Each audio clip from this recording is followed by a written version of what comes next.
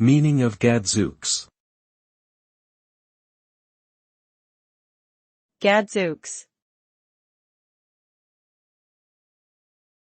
Gadzooks.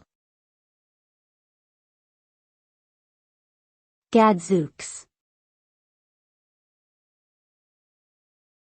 Gadzooks.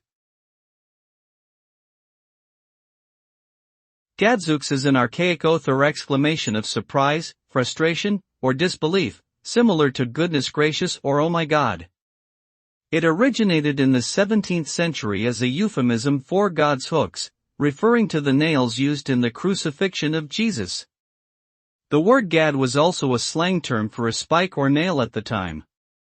Over time, the phrase became less religious and more colloquial, eventually falling out of popular use in the 20th century.